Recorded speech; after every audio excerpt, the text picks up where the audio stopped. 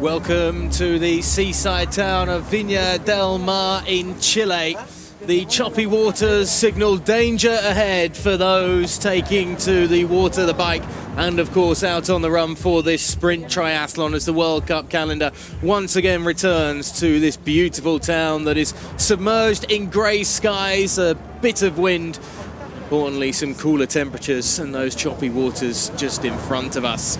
For the ladies today, the elite women, there's a lot to get your teeth into, particularly with the one wearing the number 1 today, Jeanne Lehair, who's had a sensational season so far. Yeah, and she's the standout on the start list today, winning her first WTCS back in Yokohama earlier this year. But there's lots of other women there that are definitely contenders to be up there on the podium. Annika Koch, several World Cup wins to her name. And as we're going further down the list, we've got Barbara Riveros there, probably the most famous Chilean athlete, is back racing and trying to get to another Olympics. But yeah, plenty of contenders for the podium, but Jeanne Lehair is the standout by far on the start list. Take a look at the air temperature, 14 degrees is reasonably cool. The water at 12 degrees is even cooler as well, which means the athletes aren't exactly going to be enjoying dipping their toes in the water today, Helen. Yeah, the lifeguard looks freezing, so yeah, the poor athletes.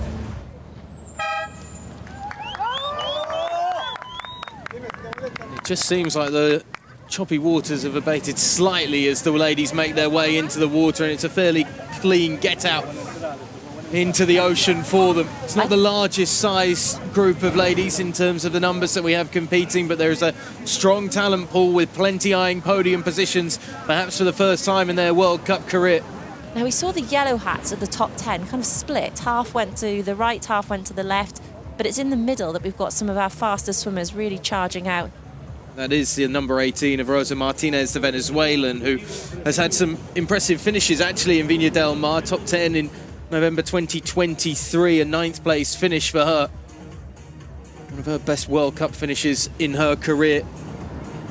Leading from the front right now, there's nobody else looking to try and get ahead of her, and she's happy to just plough on through the water on this swim.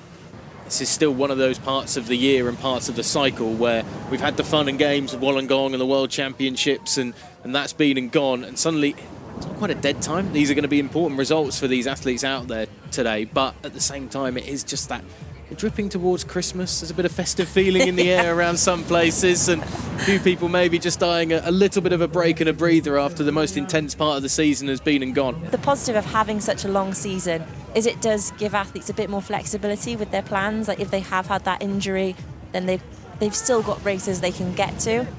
This is the slightly more difficult part. We've seen and heard about athletes getting sucked backwards slightly with some of the pulls from the waters, and there'll be others that are able to ride those waves into the beachfront as the Venezuelan leads them out along the sand and takes them down to transition. There's Jeanne Lehair coming through, so she recovered from that start where she didn't really get great water and has swum through.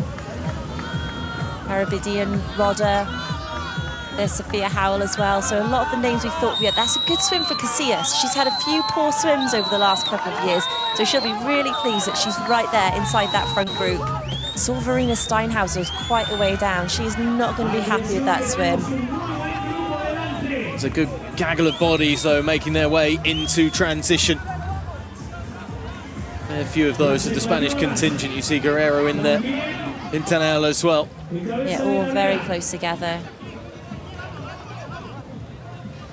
Can make up and find those valuable seconds going through transition as Rodder is the first out onto the bike. Yeah, good transition from her. And like I said, this is what she did in Rome. She had a fabulous transition and she was away. I mean, she had Robin Drayling there, and the two of them rode away from the rest of the athletes. Katie Rodder, Sophia Howell, Miriam Casillas, the first 3 out. This is a course where you do have to be strong on the bike, but you also have to have that technical skill. And that's what Katie Rodder has. And she's doing exactly the same thing she did in Rome. I think it's going to be handy for her if she has a group with her, though.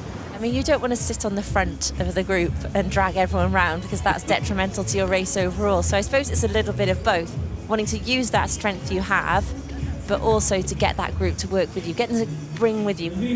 Oh, there's Annika Koch. So she had a terrible swim, got taken out by a wave. I think it was at the start of the swim. So she's had a nightmare very far down the field, just not what we'd expect from her. She's such a solid, consistent athlete, and last but 2 out of transition. And as they've been up through that technical section, they're not going to have much information of how far the chase group are behind them.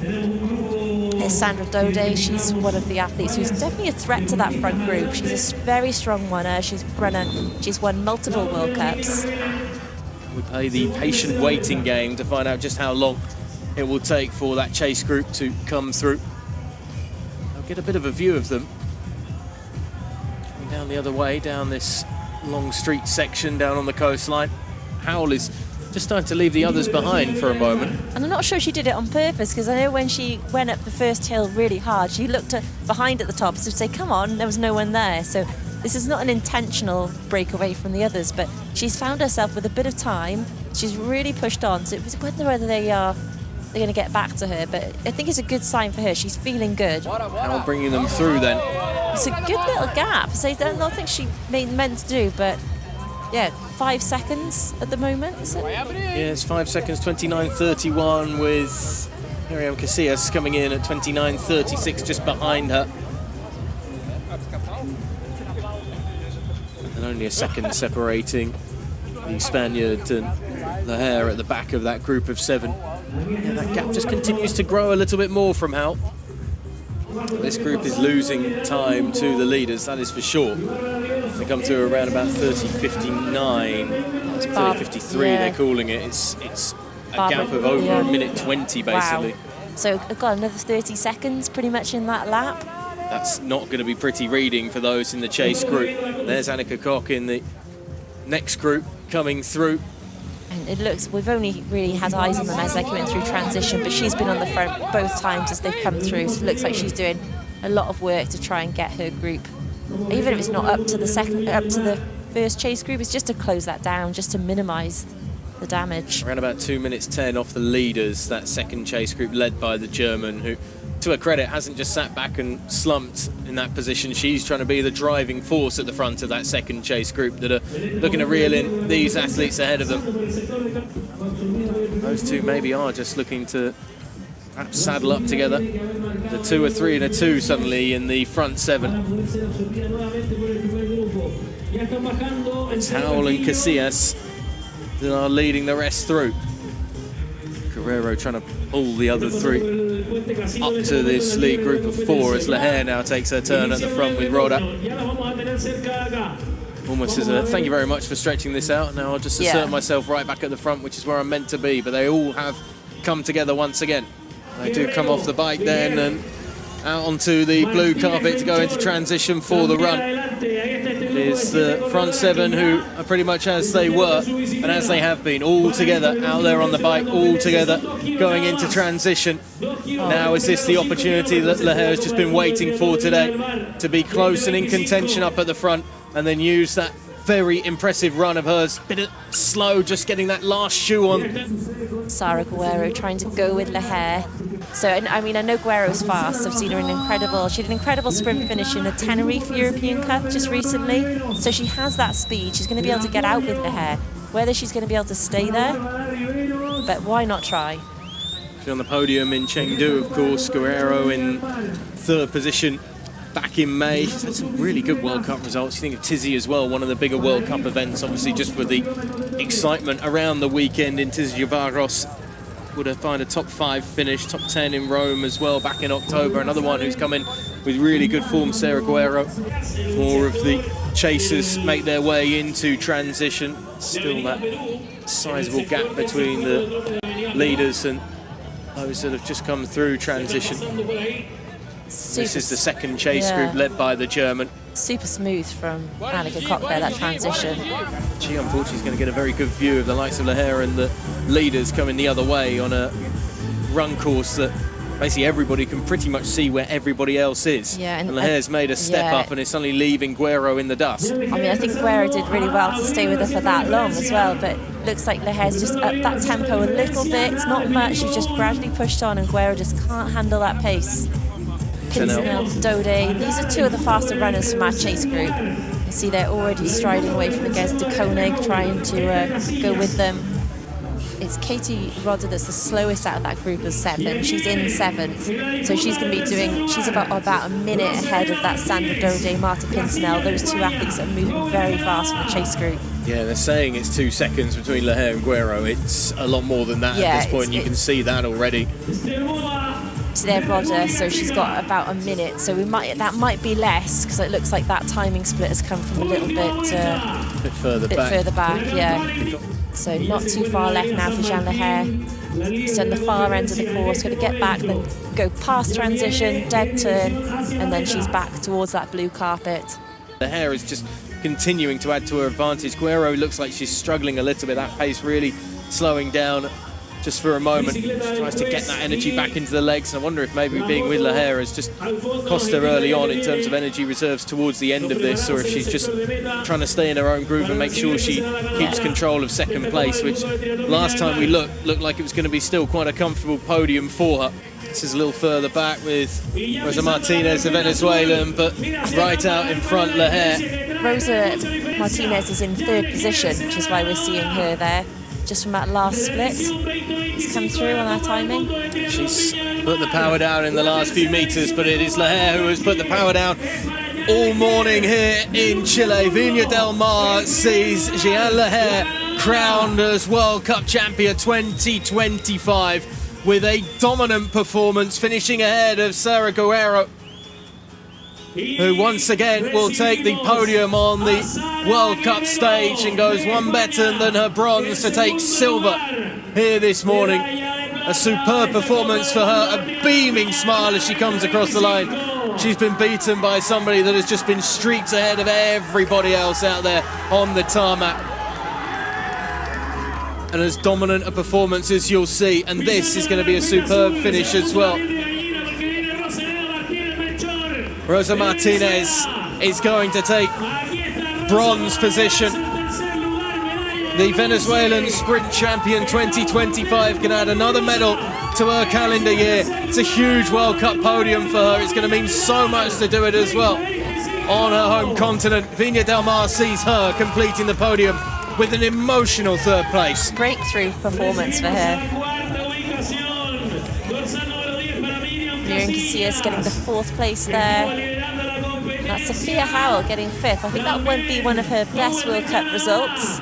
Really put it all out there on the bike today. Huge player in how that group got so much time. Martin is going from that 9th place finish here a couple of years ago. One of her very best World Cup performances, now getting to take at least the 3rd step on the podium. Yeah, and for Stopova as well, coming in ranked 31st to finish up in 6th position. Sandra Dode just edging out Katie Rodder, so that's Rodder was the 7th of that breakaway, but it's a great run by Dode as well, to get herself back on the heels of Rodder. Marta Pintinel, frustrating for her. She perhaps would have hoped for a little bit more inside the top 10 starting today at least. Maria Velasquez as well, highly ranked coming into today, has completed at least the top 10 for herself. Beatrice Malozzi just edging out Barbara de Koning in a frantic finish for 11th and 12th respectively, and Verena Steinhaus, who doesn't have to look over her shoulder too much and worry about Annabelle Morton, as those two are going to finish 13th and 14th respectively.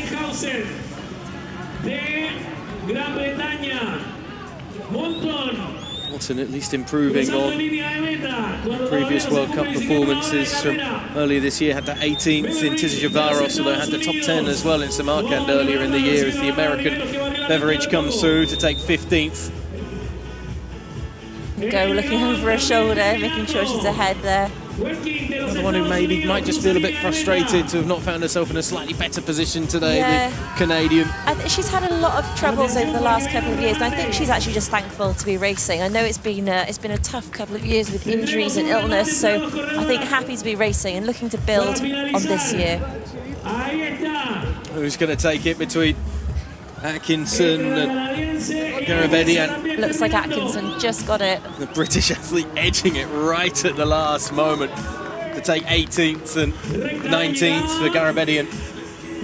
Since so long I'm struggling a lot with the tiredness, and so I didn't know about the shape because it was not there in Wollongong neither, but Yeah, today at the end it was a good race. Like during the last lap on the bike, I started to feel like maybe I can have a car today. Because honestly, before I was like, oh, we are 7 on the bike. Maybe I should secure a top 5. So I know what some friend will say right now. So sorry, but I really felt bad. And but yeah, so then it's a bit frustrating because I'm like, shit, why I didn't have these legs 2 weeks ago. But as well, I think like a sprint distance is when you're tired, you can fake it a bit more. So yeah, but I will take it. It's I'm really happy with today. I mean, I hope next week will be fine too, but it's been a while since I didn't race World Cup and I never won one, so here we are. I still can't believe it. I'm really excited. I was feeling healthy, strong and motivated, but you know really now how you are until you cross the line. So I'm really happy now. After this season, you had your first World Cup a few months ago, now a second place. It was a Thursday before. How does that feel for ending the season? Yes, I still have 2 more races this season in San Pedro and Florianopolis. Chengdu was my first World Cup podium, and hopefully the strike keeps going. Sí, la verdad estoy demasiado contenta. Creo que este resultado es algo histórico para mi país, la verdad. Me siento muy feliz de este resultado porque vengo de estar 5 meses fuera internacionalmente. Mi primera carrera fue el fin de semana pasado, una Copa Continental, ya que me operaron de apendicitis y wow, creo que este regreso para mí es demasiado importante. El apoyo de mi familia es importante, así que de verdad estoy muy contenta por mi resultado. Primera vez estoy ahí dando la pelea en una Copa Mundo y creo que esto es el inicio de muchas cosas para mí. Lehair, top step of a World Cup. The first time she's been able to have that feeling. And won in such convincing fashion as well. Not a bad way to start to draw an end to the season, is it? Not sure if it's going to help her get over that disappointment of Wollongong, but it's not going to hurt, is it? A World Cup win.